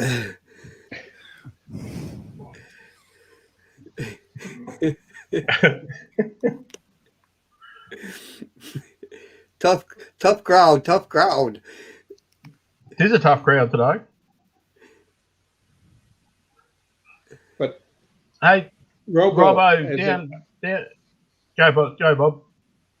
I was going to say, as an idea that might help Jay, the wall that is directly in front of him, not necessarily where the camera is, but it could be farther back, might try painting it black or white. That way he can look through and have a high contrast where the light is hitting the wood and isn't. I know I've done that for beginners. I've got a big white board that I put up so they can actually see the shape of it as it's spinning. Because usually they're just looking down at a metal lathe and some bars and a light stand or something. But have it so there's a contrast so you can see the ghost shadow. We can see the ghost shadow because we see the shed and his workbench behind him. No, well, the wall behind him's nice and silver, so. Yeah, it should work fine for that then, yeah. Yeah. Now, sorry, Sid. What were you going to say? I'm just trying to remember. I'm getting old. My short-term memory's shot. Oh no, there's a local here. I'm not sure whether it's gone or not. Lathe. I'm not sure what brand it is, but it's the same as my Carbotech, the Reeves Drive. I reckon they want about $300 for it. Do you know that I have no Reeves drives in my shed at all? I would believe that. Oh, so would I. Well, I mean, why would you? If I was exactly. going again, I wouldn't. If I was going again, I wouldn't buy one with a Reeves Drive. But I am getting another lathe on Monday or Tuesday or Thursday next week. God. Is that 13 or 14? No, that's number 17 18. or 18. Yeah, I was going to say 18. 18, I think it is. 18 lathes. That ought to be a sin somewhere. Well, this one's been given to me because it was offered to a club and none of the club members want it because it's 3-phase. So who am I to knock it back? Right, yeah. Hey, never turn down a free tool. No. I could get 3-phase at my place if I wanted to pay about 15 grand. Well, it's funny you say that. It was when we moved in here 40 years ago, or 28 years ago, it was going to cost $17,000 nearly to have 3-phase put onto the house here. And I didn't have any 3-phase machines, so I didn't worry about it. And said, no, bugger it. So all my machines, even the newer ones, were all single phase. I bought a few 3-phase machines and converted them back to single phase. But when we extended the verandas around the house or put the verandas on the house, they had to move the hockey stick from the house out to the edge of the verandas to pick up the incoming lines, you see. And the electrician said to me, he said, oh, you want me to get a price on putting 3-phase on? I said, yeah, all right, Ken, go for it, you know. Anyway, comes back about a week later. He said, right, to move you, he said, you've got to have a complete new panel with all the meters and everything on it because this is outdated and it doesn't comply with the latest electricity laws. I said, oh, yeah, how much is that going to cost? He said, well, to extend the wires out, put the new panel in, blah, blah, blah, run the main line back in again. But going to cost just on $900, you see. And I said, oh, yeah. He said, now do you want the price for 3-phase? I said, yeah, I'm sitting down. He said, how does $480 sound? I said, you are kidding me. I said, why? He said, well, basically all you're paying for is the new box. He said, the new meters and everything. New service panel. I said, well, how come? He said, well, I suppose you'd remember the fire that you had about 6 years ago. I said, yeah, on the phone pole. One of the big transformers on our phone pole blew up. Best fireworks I've ever seen. There was hot oil going everywhere. There was flames shooting everywhere. I had the hoses onto the front of the house to stop the house from catching fire. But, man, it was spectacular for about 3/4 of an hour. And, of course, the fire brigade couldn't touch it because it had 480 volts running through it. He said, well, that fire, he said, was caused by the sports club down the end of the road. He said, they bought in a heap of new poker machines and the power just couldn't cope with it, so it blew the transformer out. So what they did was they put another transformer down the other end of the street outside the sports venue, and another replaced the one just outside your front door. I said, oh, yeah. He said, and he said they upgraded all the lines and everything. He said, and at the moment, he said, they're having no charge on connecting 3-phase power to poles. He said, so you're on a winner. And I said, oh, you're making the decision hard, Ken, whether I go for bloody single phase or 3-phase. You know that. He said, I think wouldn't have been too hard of a question for me to, from 900 to 4 something. Well, I had to think for a nanosecond, But anyway, I gave him the answer and I said, yeah, go to the 3-phase. The only problem was it cost me another $700 to have the 3-phase brought out to the shed, but it still worked out better anyway. So, yeah, the shed's all 3-phase. Oh, well, single and 3-phase now, so. I'm pretty lucky there. Now, Jay, the shape of that at the top, if you have a look in the camera or on your monitor, that is about the shape you're aiming for. I know it'll be smaller than that, but that's just about the right shape.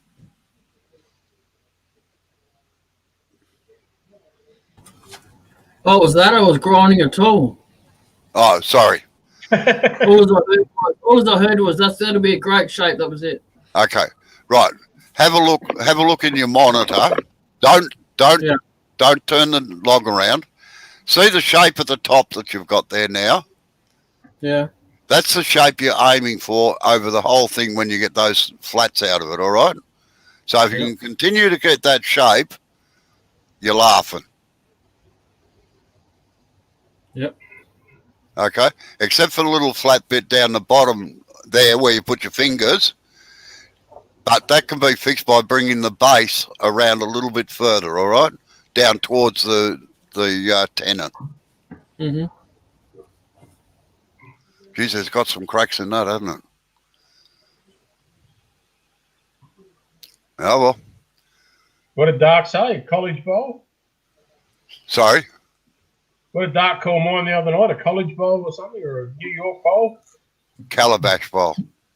Full of crack? Oh, yeah. Oh. Yeah. No, don't take any more out in there, Jay. Just take the corners off.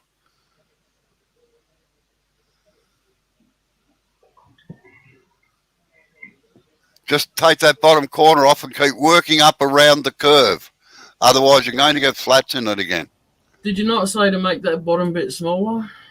Yes. Yeah, but you're taking it out of the bulk of the bowl again.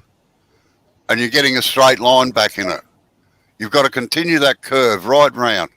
No, I'm just getting pissed off, to be honest.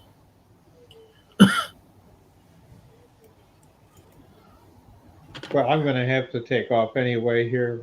I got to make sure the youngest is in bed. Or he'll All be right, on then, his Bob. gaming system all night. Then I See do you later. all that. He does All it. right, see you later, Bob. Bye. Yeah, Bye. catch you tomorrow night. Mm-hmm. Always sounds old when Dr. Bob says catch you tomorrow night in the middle of the afternoon. Yeah, well, it's 11:06 at night here. Yeah.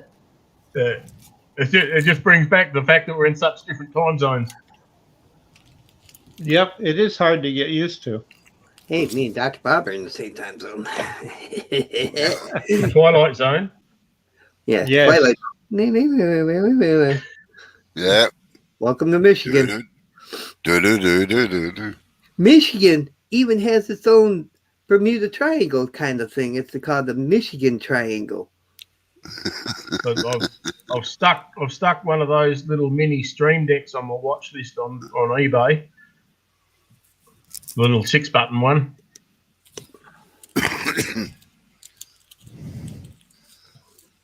You lost me, man. You did what? Stream decks are electric controller for cameras or whatever the pommy turners are using them, and it's a web-based program you use to configure a keypad that you can transition your cameras with. Like Portal. Yeah, like Portal. That's it. Yep. Yeah, I got to figure out some of that eventually. I'm not quite there yet. I'm trying to talk the boss into buying it for me because my birthday's in April. I'm not all fancy yet like y'all's. Well, I'm actually wondering whether I actually need mine or not. I'm debating about whether to send it back. You know, so you finished up getting one, did you, Robbo? Yeah, I got the XL, the Stream Deck XL, mainly because it's the only one. I tried 4 shops the other day, and none of them, bar one, had one of the 12-button ones. The only ones I had were the 32 or whatever number buttons they've got on it, which is the biggest one, the XL. Yeah. And I rang 5 others before I committed to that as well, and none of them had any. What is each one of those buttons for a different camera or something? You can program them to do all sorts of weird and wonderful things, like put transitions in, go to another screen, go to another program, whatever you like. Open up a file on your computer. It's your birthday, Sid? Happy birthday, buddy. Well, no, in April, not yet, mate. I like to get in early with the wife so that she's got ideas of what to buy me for her birthday. It's like Easter. He starts leaving catalogues around about Christmas time. I wish my wife would do that. I didn't say she'd do it. I just said I'd start that's right. doing, yeah. I'm just saying, what I'm hinting at and what I get are often 2 entirely unrelated things. No, I mean, I wish my wife would hint at things she wanted because I'll tell you what, man, buying a gift for her is like trying to figure out where the Bigfoot monster lives. I know that feeling well, Dark. I all bar one Christmas, I've managed to. We've been together for 20 years, or just over 20 years now, and there's only been one Christmas where I've really been stuck on what to get her. Because I will guarantee you that at some stage through the year, she will say, "Oh, that'd be nice." Right. You know what I did to her this Valentine's Day? I got her good, boy. I tell you what. She, because I carved that rose, and that was part of her Valentine's gift. I had no intentions of not buying her a gift. But, I've gotten to the point where I just don't go out and buy anything for her anymore because it's never right. So I give her this rose and she's like, now this isn't my Valentine's gift. You still got to buy me a Valentine's gift. I was like, all right, well, I tell you what, you get on Amazon and you find something you want, I'll buy it. Well, I don't buy gifts for Julie. Like, it's very rare that I buy something for her. And anyway, one year was her birthday. I think it was her 50th birthday was coming up. And I thought, I'll buy something special for her. So I went to the jewelers. Now, Julie loves butterflies, dragonflies, and she always has a brooch. She always wears brooches, right? So they had this beautiful dragonfly. Geez, it was gorgeous in 18-karat gold and everything else. So anyway, I bought it. It was on special, so I bought it. It'd been marked down from $4,500 down to $3,800. So I bought it for her. And when it was her birthday, I gave it to her. And she said, "Oh, this is great." And she wore it everywhere to work and all this sort of thing. Anyway, Julie does my books for me, you see. And 2.5 months later, she's doing the books and she says, what's this 3,800 at such and such jewellers for? I said, oh, that was for your brooch. Well, she near went ballistic. She said, you spent that much on a brooch. She said, it's got no safety chain on it, hasn't got this, it's got nothing. And I've been wearing it everywhere. What if it had fallen off? So now she doesn't wear it. Yeah. Last jewelry, you know, my wife is incredible for losing jewelry. I mean, like jewelry would be the absolute last thing on the list for something to buy for her because she will have it maybe a week and then lose it. The last jewelry I bought my wife was back, 2004 or 5, and I bought her a set of ruby earrings. She had them one night and had lost one of them. How the hell do you lose an earring in one night? Depends who you're with. I guess. I guess I should be asking better questions, huh? Yeah, might be an idea. No, Julie's very good with jewelry. Julie's very good with jewelry. She never loses them, but she freaked out when she found out how much it actually cost because, you know, to her it was just a brooch. Yeah. Well, you probably if you could have found the same brooch at a yard sale or something, she would have loved it just as much, you know. Oh, that's what she said to me. She said, you don't have to spend that much. She said, like we've got Goldmark and cheap type jewelers here. She said you could easily have just gone there and got one from there. I said, no. I said, I wanted to get something special for you. Right. Yeah. Well, I get that. I know all about it, man. I know all about it.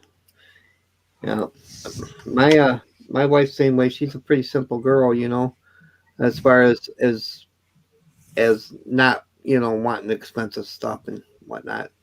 Matter of fact, first thing she would have been is like, you didn't have to do that. You know, spend that much. That's crazy. So, you know, as far as pricing goes, it doesn't really matter how much I spend on her. The problem is finding something that she wants. Yeah, I have the same problem. Yep. So these days, I just tell her to go and buy what she wants. Yeah. Well, that's where I'm at. That's where I've been at for the last, I don't know, 10 years with her. So give her money or go take her to somewhere and tell her, go find something you want and I'll pay for it or whatever. But you get so many more brownie points if you remember something she said. Sometimes it's only a DVD. Yeah, well, believe me, I'm on that. I've been on that for a long time. The problem is she don't, you know, or if she does find something, she don't say nothing. Usually, if she wants something, she'll just go buy it herself. Yeah, well, I get told off for that too because I'm like that. If I want something, I normally just go and get it and then get to my birthday, and Shirley will say, "What do you want for your birthday?" I don't know. Tools. It's always the same answer with me. Tools. You know, I tell you what, man, I deplore working on automobiles. I absolutely can't stand working on cars or anything. But yet, you know what? I got one of those shipping totes. It's full of sockets and wrenches and tools galore. Because, hey, just because I don't work on cars doesn't mean that, you know, I might not have to someday. I don't work on cars either, and I'm an A-grade mechanic and diesel fitter. I try to avoid it like the plague. Yeah, I hate working on cars. Yeah, but you've learned what it's like, Robbo. Sorry? You've learned what it's like. Oh, I know, yeah. And I know what my limitations are working on cars. I must admit, I look back sometimes and I think, God, how the hell did I do that? Like pulling bloody 18-speed gearboxes apart and stuff like that, you know? Well, come to the conclusion that it's better to have a tool and not need it than need a tool and not have it. Well, true. Well, that fits right in with the old philosophy of he who dies with the most tools wins, doesn't it? Well, not really. Not if you're dead. If you're dead, you're dead. And that's sad because they got all these tools you can't use no more. It's just The sad sad- thing to look at it. The sad part about it, that when my kids are cleaning out my shed, they won't have a clue for what half of them are used for, and I'll just get thrown out. Oh man, I cry. That's the thing. I got a son, so my boy, he knows. He knows.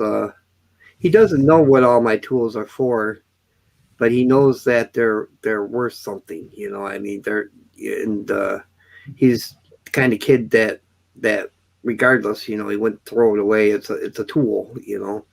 Yeah. So, No, I You got two boys and a girl, so I think actually my daughter would take more than what the boys probably would. I know my son-in-law would. what most woodworkers' worst nightmare is? Yeah, wife finding out how much the tools actually cost rather than what you said. No, close, but their wife will sell their tools for what they said they paid for them. Yeah, Oh. that's right. No, I must admit I can't get away with that excuse because, as I said, Julie does She my does your books. She knows how much everything costs. my wife knows how much I spend. I don't lie to her. No, nor do I. We have an arrangement that as long as it doesn't go on the credit card, I'm okay. Oh, I'm not allowed to touch the credit cards.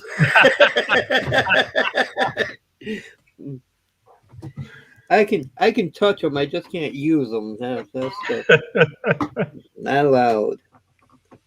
It's taken us a few years to get our credit cards back to almost a zero balance. So been working on that for a while, and that's the deal. We don't buy any. Neither of us buy anything without consulting with the other one that goes on the credit card. Exactly. I I must admit, our house, there's no yours and mine. It's all ours. And Right. any minor purchases, they're not a problem. But anything that's going to cost $700 or $800, we generally talk about it. I'll tell you what, I spend $800 and I don't talk to my wife about it. There's going to be hell to pay. Oh yeah, me too. Well, no, But yeah, I suppose you just get the look. it's Oh, no, similar. That's enough. I told Shirley that I was saving up for a new lathe, and she eye rolled, and she said, "How much is that going to cost?" I said, "About $5,000." And she eye rolled again, and she said, "Well, I suppose if you're saving up for it, I've told you you don't have to bloody account for your money that you save cash for." It's amazing how much you can manage to save sometimes when you never take change. Every time I get home, I just tip all my change into a bowl. Yep. And then I just count it out, change it over, and that just goes into a cash box in the drawer. Yeah. We had 4-gallon drums, old buckets in the workshop. They were in the lunchroom. I had 23 people working 27 working for me at one time, 23 mechanics and 4 office staff. And anything under 50 cents from their lunch, they used to throw in there, and I'd put in all battery charges and puncture repairs. So by Christmas time, they'd have a fair whack in there for their Christmas dues, you see. Most years it was about $500-$600, so we could have a real good slosh up, you know, and have a good time. Anyway, they decided this year that they were going to put anything under $1 in. We had 6 of the things that we had to get forklifts in to lift the flaming things. They were that heavy. And the bank charged us $100 to count it.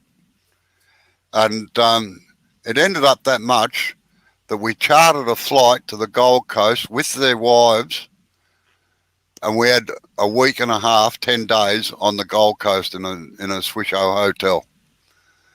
There was over $38,000 in the thing. Oh, nice. Jesus, you're paying them too much, Robbo. No.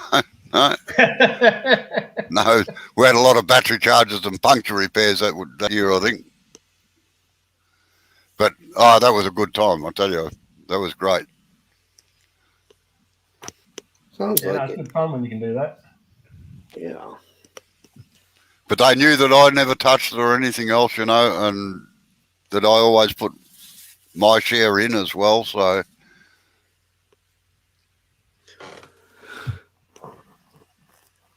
What the hell happened with Jay? Did he like just give up or what? I mean, come on, Jay. no, he's pissed off with it. He's got to quit throwing temperature tantrums. He ain't never gonna get nothing done like that. Tom said. No, you'll get back onto it later. I just tried to give him a hard time. I know that. Yeah, because you're far enough away that he can't get to you. You brave man behind your bloody little camera there, Doc. Yeah, you're a you're a keyboard warrior. Oh, I'll back up anything I say. Believe me. Might not do it like I used to, but I can still do it a little bit. Not to us, you can't. No. Yeah. All I can do is poke fun at you guys. Poke. Yeah. Poke. Poke the bear. Yeah, like picking on Robo about his carbide tools. If he'd just go out and buy some really nice traditional tools, he'd be a lot happier.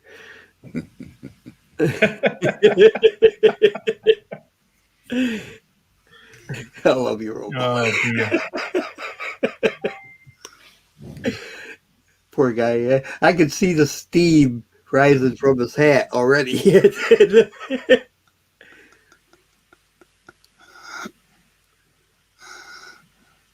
You know, it's lucky I still don't have all my stage stuff that I used to have. Like I'd smoke generators and all that sort of crap.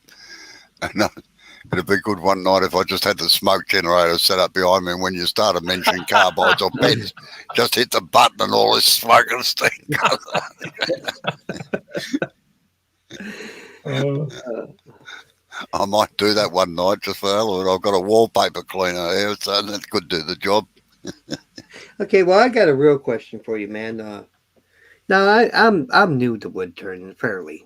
All right, I've only been doing it a year or so, year or 2 years, something like that. Going on the second year or something. I don't know. Not long enough to sneeze at or Your no. short-term memory shot, Doc. You can't remember. I can't remember nothing. Had another word for it, but I thought I'd keep it clean.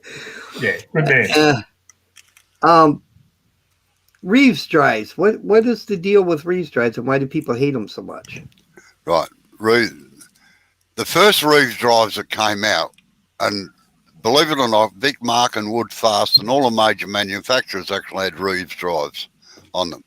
But they used to use steel pulleys, and they were very, very good because most of the people using them were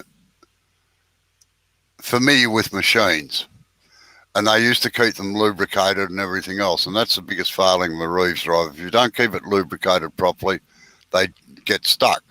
But the biggest problem these days is they're made out of what's called pot metal or shit metal, and they fail. It's neither aluminium nor anything else. It's what they used to make carburetors out of, basically. It's a lousy form of metal. And what happens is people don't lubricate them or look after them, and they shatter. And to replace them, they've got a very heavy spring in behind them, and to replace them is a nightmare job. You virtually need two people really to give you a hand to do it. Well, one person to give you a hand. It requires two people to do it quickly and easily. But and the other failing is that if you don't start the lathe in a low drive, you can't move them if the lathe is stopped.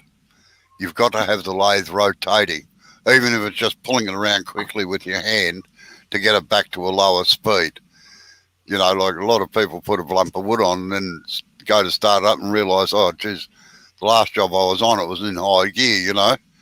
And that's when For example, Sid on Jay's live the other night when I put that big lunk of, you see me spinning it for a while.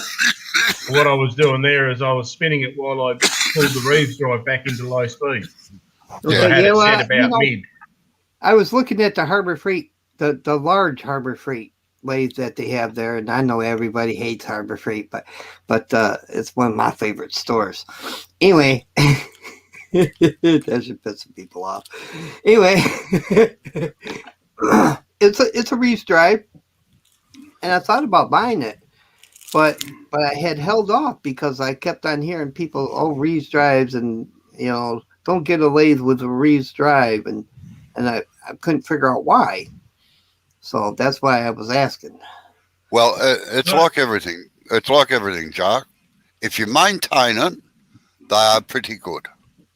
But generally, because of the shit metal that they put in the pulleys now, they don't last forever. That's the problem. They wear. I think about that. They're also noisy. They tend to rattle a lot. I think about that, and I think, well, damn, for the price that some of these people are paying for speed controllers that go out on their nice machines, like the Powermatic and stuff like that. Hell, you could buy another lathe for that price. Well, that's the other way you got to look at it, Yeah, they're probably not bad value for money, Dark. I mean, I don't really have any complaints about the one I've got. It does. I won't say it does everything I want it to do because it's a Reeves drive. Now that I've learnt to cut and slice and stuff, I stall it, so they're not overpowered. So you've got to cut to what the lathe can do, but it can do most things. Right. Yeah. Well, that's the way it is. I just have a little benchtop lathe. The little Harbor Freight 18 by, what is it, 10 by 18? Yeah, similar to what Jay's is there. Yeah, and it like on its very highest speed, about the only thing it's good for is sanding. Because if you try to cut, even with a sharp skew on it, it just bogs the wood right down. It'll stop. Robbo might correct me if I'm wrong here, but you shouldn't be sanding at high speed anyway. Well, I'm just saying that it's about the only thing it would be good for, because I don't know what, maybe scraping, and even then you could do lighter cuts. Yeah, light cut, really super light cuts, because it just has no finishing cuts when you got the fast speed going to do a finishing cut over a bowl. I find the faster it's going, the smoother the cut gets to a degree. Well, maybe it'd be good everything else being equal. Maybe it'd be good for doing finishing cuts on pens or something. Yeah, probably. Probably would be, but the problem is that they're powered to suit the size, and they're 1 horse, 1/3 or 1/4. Yeah, it's Taiwanese horsepower, which isn't real flash. Like that lathe of Jay's, and I've told him, has astounded me. Like, that's nearly 2 years old, that lathe. Now, to get that sort of life out of it with what Jay does is just absolutely astounding to me. Like, he's never had to replace the bearings in it or anything else yet. Right. And I would have expected it to be worn out 12 months ago, to be quite honest. Yeah, for what Jay does on that lathe, that's doing a phenomenal job. Yeah. I'm going on my third year. I think it's third year with mine, and really, in all honesty, I didn't think it would last that long. But I've done everything from turn bowls to spindles to all kinds of crazy stuff with it. I made a sander for it, the whole 9 yards. Jay's turning on that thing for a couple of hours every single day. Well, yeah, I do too. In the summer, I can't do it in the winter because it's just because you're soft. Cold. Yeah. You get me out there below zero weather, turning no wood. Get 2 lumps in your throat. Maybe I will soon, though. I don't know, because like this is, we just moved here, and like my shop is just wall to wall crap right now. Nothing's been organized or anything. I got my bike in there. I got a couple other bikes in there, my lathe stuff, and a whole bunch of other crap that has to come out and be reorganized so I can work in there. But next year, when it's all organized by that time, hopefully, winter time, maybe I'll be able to get in there with a small heater or something to work. You know what I mean? Yeah. The shed the shed ain't no bigger than a bedroom, you know. Actually, I think my bedroom's bigger than it. But well, Jay's only working in something that's 2.4 by 1.8, I think it is, which is 8 feet by 6 feet. yeah, but you guys don't get snow there, do you? No, Yeah. not where we. Well, I shouldn't say that. We have had snow once in the 50 years I've been around here. You might have, Robbo, but me and Jay haven't. No. That's what I'm saying. I mean, and usually every winter, this has been an odd winter. We haven't winter yet, but it's, you know, it isn't over yet. Usually every winter we usually hit, you know, right down to like -15 sometimes lower. And it's just, you go outside and it burns to breathe. Yep. So, Yeah, and I don't blame you for turning into a bloody bear and hibernating during winter, I tell you. yeah, well, I get out there and my fingers get cold and then they burn and they hurt and they ache for hours. So, you know, too many times I messed my hands up, you know, fighting or whatnot. Because I was a scrapper as a young man. I've learned to be a lover, not a fighter, Doc. I'd never have guessed that. I'm a lover now. Back then I was a fighter. Well, my old man always said to me, he said, listen, son, he said, you've either got to be a fighter or a talker. So I took up the talking bit. But which one am I, Robbo? I don't know. But don't push me too far. Oh yeah, I've only ever had a scrap a couple of times in my life, and from the number of times Robbo's had to tell me to shut up, you can tell I'm a talker. But yeah, a bit like Robbo, there's a limit at which you reach, and then it just gets nasty. Yeah, no, the last time I had a bad blue was a number of years ago. There were 4 blokes harassing this girl in the railway carriage. And they decided that when I told them to knock it off, she wasn't interested. They decided that, oh yeah, you want to do something about it? So I did. They required an ambulance at the railway station to take them to hospital, and then they tried charging me with assault. The coppers laughed like hell. Yeah. I must admit, I just got back from that little southeastern Asian country when that happened, so I was pretty angry. Yeah. Yep. Had a bit of pent up anger to get rid of. Well,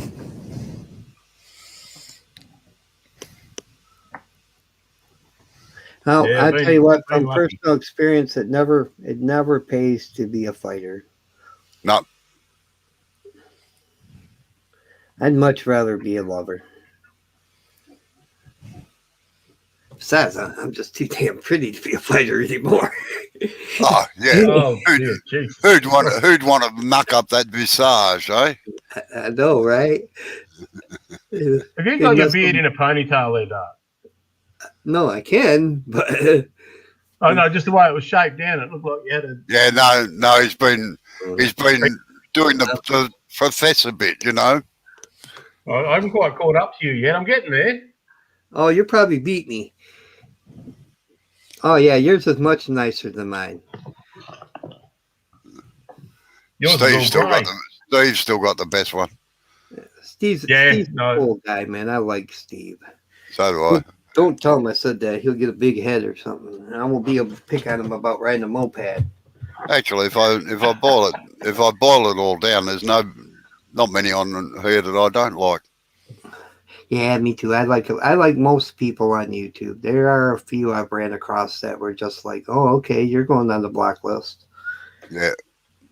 Because I don't fight with people. I either, ignore them or I block them. Because, if you get blocked, it's because you deserve to be blocked. You've come over to my channel. So what do I need to do to get blocked? Well, I won't block you. I won't block you, Sid. You're too pretty. But, yeah, you've done something seriously wrong for me to block you. You know what I mean? It's funny. I was down at the community shop just before I had lunch, giving them a hand to lift some stuff in, and they were talking about being offended by someone. And I said, oh, you know, funny thing is it takes, and I've had experts try to offend me. I said, what do you mean? I said, well, in order for someone to offend me, there has to be three things that apply. One, I have to know them. Two, I have to like them. And three, I have to value their opinion. And if all three of these things don't apply, then they can't offend me because I don't care what they think. Right. Yeah. Yeah, I'm pretty much the same. Generally, it's trolls. You know, usually it's just a troll or something that comes over and he's being obnoxious in the chat or something. He ends up getting blocked because, like, I have several mods that you know take care of chat for me while I'm live. If I go live, and then I'm there too. You know, I have no qualms about putting an idiot in the block list, but for the most part, you know, I get along with everybody. As long as everybody's there and having fun, that's all that matters. You know, that's what YouTube's supposed to be about. You know, hanging out with friends and having fun. You know, the minute that I've said it since I started doing videos, the minute that this stuff is no longer fun for me, I'm done. You know, if it becomes a job or I can't enjoy doing it, then why am I doing it? You know, life's too short for that stuff. Exactly. I don't care if Jay is turning naked right now. Yes, you do. You care if Jay's turning naked and you can't see it. That's right. Damn it. I love to get. We know you better than that. I love giving people a hard time and having fun. Sometimes I don't think people know what to make of me, though. Yeah. They're like, oh crap, Dark Side or live chat. It's all done now. Might as well just unmonetize it.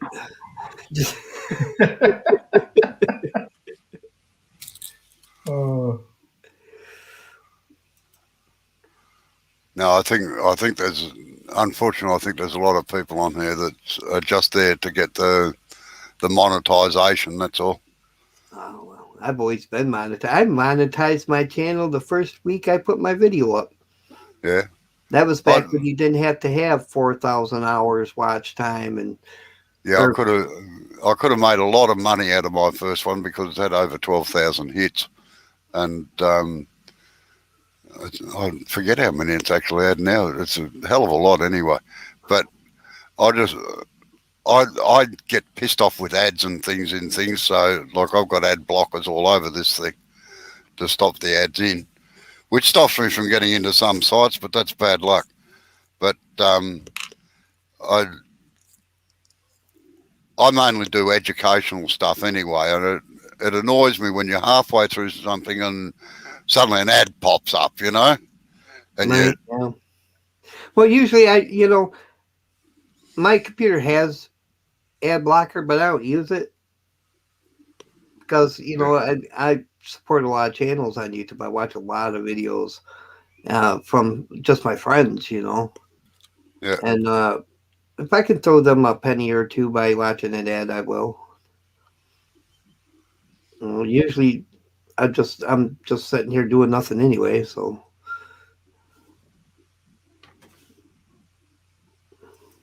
Besides, I'd like to think they do it for me. Sorry, what was that? I said I like to think that they do it for me.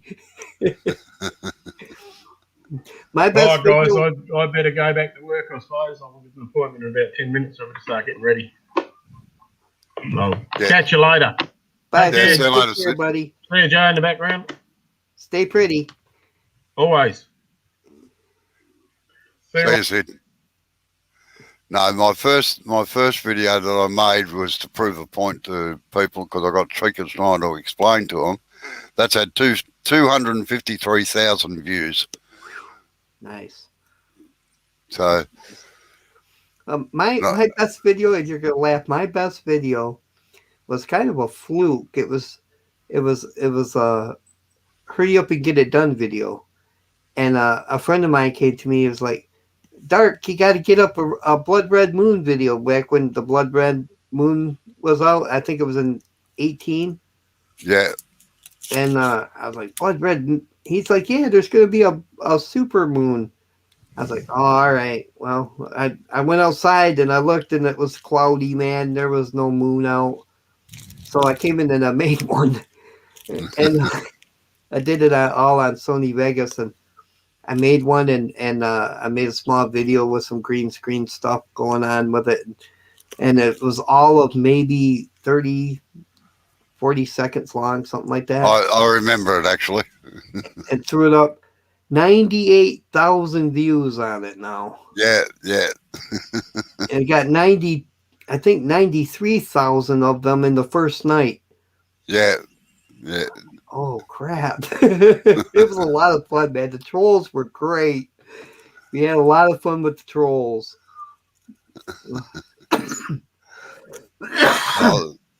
And the best part about the first one that I did was that over 500 clubs have picked it up to put into beginners packs, like for on a DVD. So that made me happy. Oh yeah, man. Because that was the intention of it. Yeah, I think that Red Moon video gave me my first YouTube paycheck. Yeah. Which wasn't much. Wasn't much at all, man. I think I made like $150. Oh, it's still better than poking the eye with a blunt stick. Oh yeah, no doubt. No doubt. I haven't topped much more than that anyway since. But I mean, I get a check every 2 or 3, 4 months sometimes, and usually it's for like $100, $130, $150, something like that. Yeah. And there's a lot of people that have made a lot of money out of YouTube. That's for sure.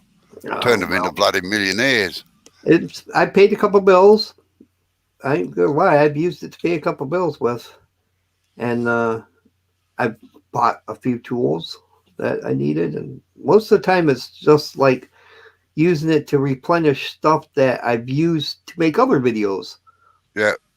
Like finishing stuff, usually in sandpaper, and the occasional tool that I can reuse again and again, Yep.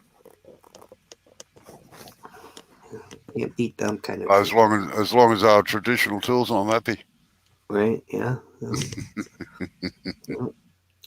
I like having the carbides. They're great tools to have, because every once in a while, occasionally, you need one.